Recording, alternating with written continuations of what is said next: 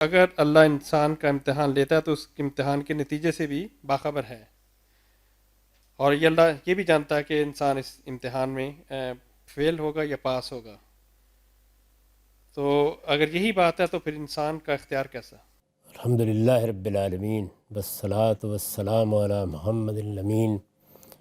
اعوذ باللہ من الشیطان الرجیم. بسم اللہ الرحمن الرحیم. خواتین و حضرات، میں آپ سب کا شکر گزار ہوں کہ آپ اس طالب علم کی معروضات سننے کے لیے تشریف لائے. منتظمین کا بھی شکر گزار ہوں کہ انہوں نے یہ موقع فراہم کیا.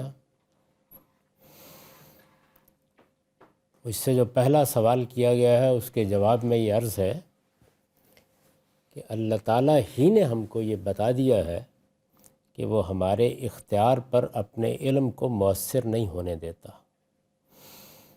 وہ خالق ہے، اس نے ہمیں بنایا ہے، بہت سے فیصلے ہمارے بارے میں کر دیے ہیں جن کو تبدیل کرنے کا ہم میں سے کسی کو اختیار نہیں ہے. ہماری شخصیت کیا ہوگی، ہم کہاں پیدا ہوں گے، ہمارے والدین کون ہوں گے، ہمارا وطن کون سا ہوگا، ہم کس زمانے میں وجود پذیر ہوں گے، یہ سارے فیصلے اللہ تعالیٰ نے کر دیے ہیں. ان میں سے کوئی چیز ہمارے ہاتھ میں نہیں ہے. ہمیں جو صلاحیتیں دینا تھیں وہ بھی دے دی ہیں. کون آدمی دنیا کی تعمیر میں اپنا کردار ادا کرے گا، کون لوگوں کے علاج معالجے میں اپنی زندگی بسر کر دے گا، کون شاعر ہوگا، کون ادیب ہوگا، تو صلاحیتوں کو بھی کم و بیش تقسیم کر دیا ہے. اس میں بھی انسان کا کوئی خاص کردار نہیں ہوتا.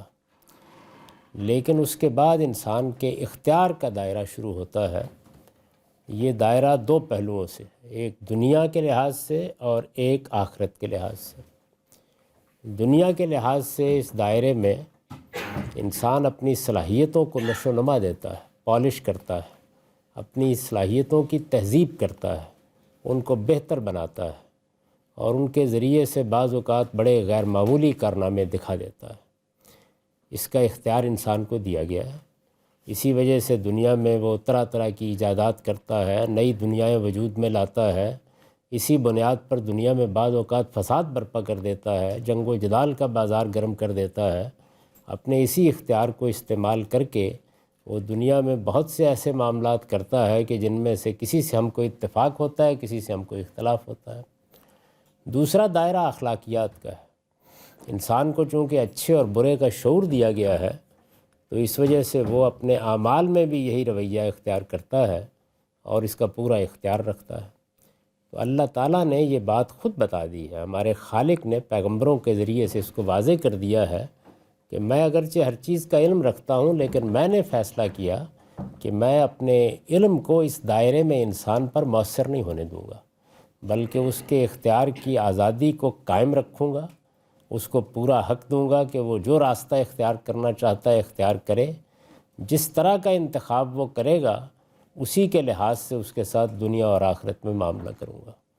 تو یہ بات چونکہ خود خالق نے بتا دی ہے، اس وجہ سے اختیار کے معاملے میں کوئی سوال پیدا نہیں ہوتا. اور اس کو سمجھنے کا طریقہ بھی یہ ہے کہ آپ اس کو خالق کے ہاں جا کر نہ سمجھیے، اپنے ہاں بیٹھ کر سمجھیے.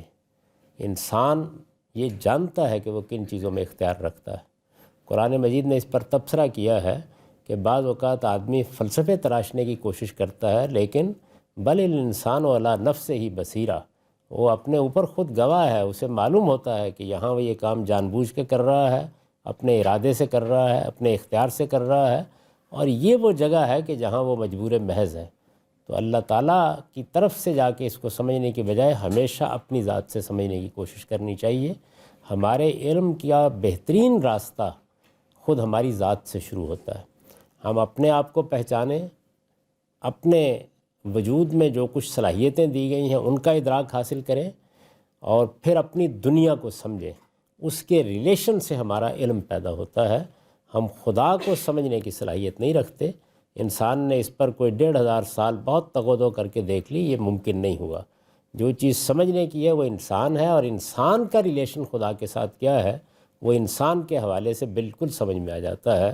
اس میں کوئی دقت نہیں ہوتی. چنانچہ یہی ہمارا اختیار ہے جس کی بنیاد پر ہم نے دنیا کا نظام بنایا ہوا ہے.